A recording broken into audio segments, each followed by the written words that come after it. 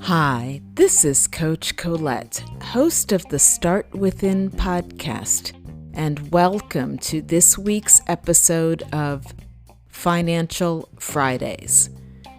Well, I don't usually go backwards in recognizing events or celebrations. I do, though, want to bring attention to the fact that yesterday was Human Rights Day. The theme this year for Human Rights Day is Recover Better. We know that the COVID-19 crisis has exposed gaps in poverty, in inequality, in discrimination, in exclusion, in environmental degradation, and it also has exposed gaps in human rights protection. And so the Recover Better theme really focuses on the need to end discrimination of any kind around the world. While the virus itself does not discriminate, we know the impact has highlighted that people who are poor, marginalized, excluded, and discriminated against are more likely to get sick, not access testing, more likely to suffer the loss of their job, their home, or other fundamental rights. If anyone is at risk for COVID-19 or excluded from healthcare or protection, everyone is at risk. And this is that collective we component. I've been sharing this with others in my network, that I feel like we figured out the individual protection and safety and the collective protection and safety when it comes to our friends and our families, maybe our colleagues, and maybe some of us have extended that to some aspects of the community around us. And yet, in reality, this virus should be teaching us that we are all at risk. So for one person to choose not to wear a mask, or for one person to choose to gather, well, I guess you can't choose to gather as one person, but you know what I mean.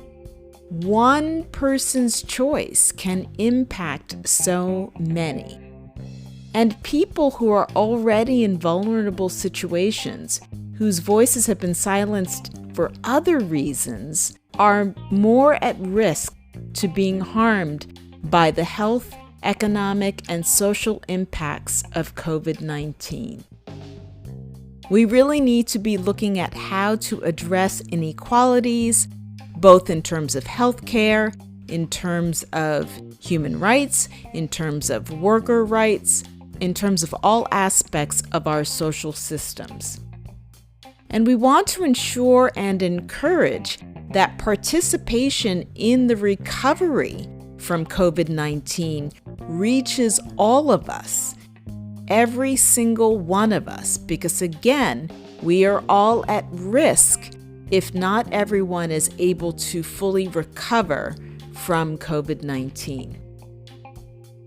On the Stand Up for Human Rights page, there is a pledge that I want to share with you on this podcast to help you also consider what you can be doing to help further human rights and help us all to recover better.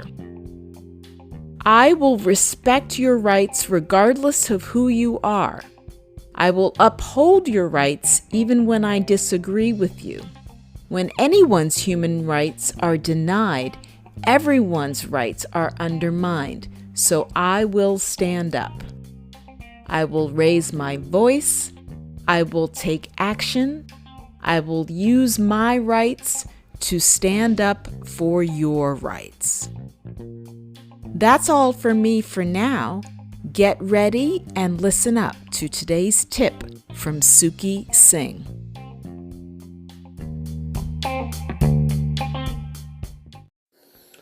Hello everyone, this is Singh, aka Investing of the Investing Podcast with your weekly financial Friday tip.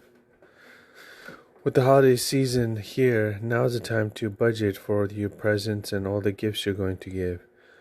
Do you know how much you're going to spend for each person? Now is the time to figure that out. They're now going to be giving great deals on certain products, especially online. With that said, that is your weekly financial Friday tip. And I'll speak to you soon. Have a great weekend. Bye-bye. Hey, it's Coach Colette with this week's Unplugged segment. I thought that I would tell on myself again today and share a brief experience that I had this week. One day I was feeling pretty stressed at the beginning of the day about all of the tasks that I needed to accomplish. And so I broke my cardinal rule of not going first to my morning routine, but booting up my devices.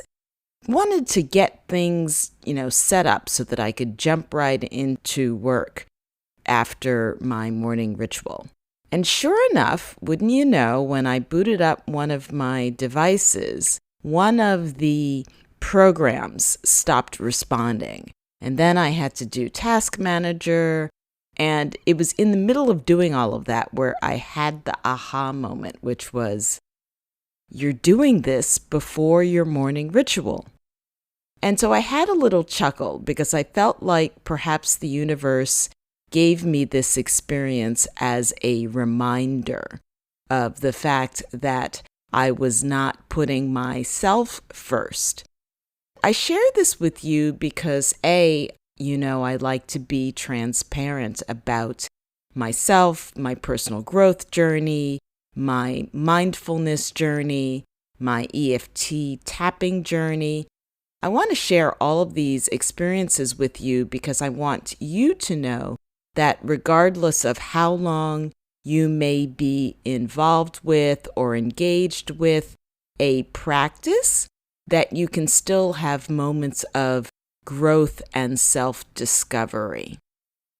So my morning ritual is typically a meditation as well as some energy grounding, and I spend some time calling in intentions and energies that I would like to manifest. And so it occurred to me that I decided that I could skip that for a moment to begin bringing the rest of the world in. And that's how I really have been perceiving it this year, particularly with the lockdown and working completely from home.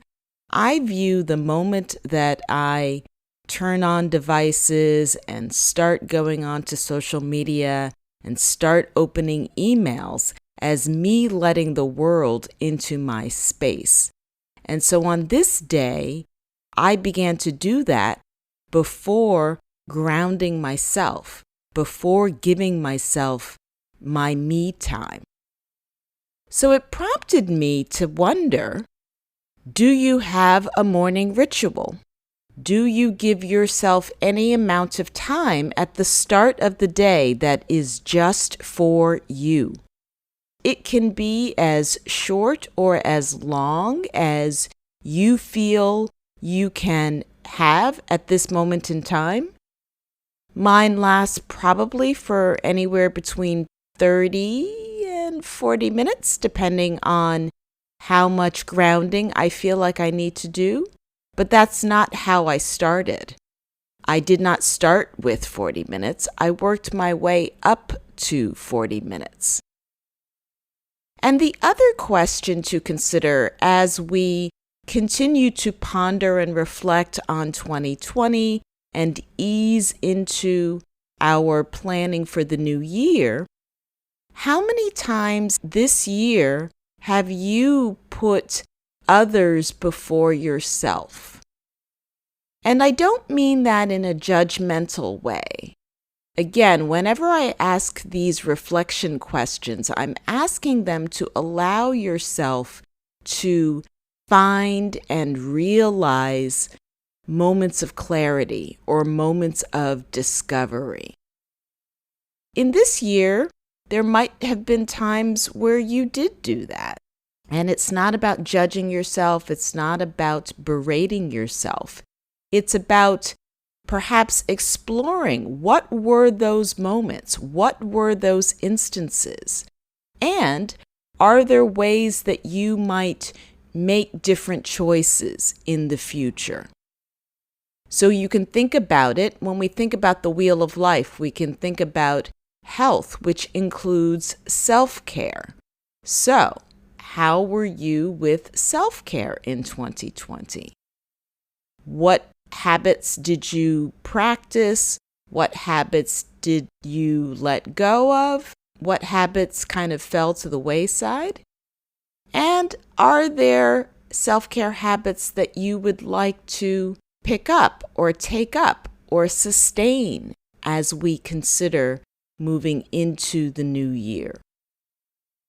Those are some reflection questions from me. Another heads up, this month of December is pretty active in terms of cosmic energy. So looking ahead, on Monday, December 14th, there will be a total solar eclipse, viewable primarily from the Southern Hemisphere, as in South America or Brazil. And it's a time where the new moon eclipses the sun. And so it could also be a moment to reflect, to give yourself some quiet time, to step into the shadows, to step into the darkness, and give yourself some time to pause, to reflect, and to ponder. That's all for me for now. Have an amazing weekend, and we'll be speaking again soon.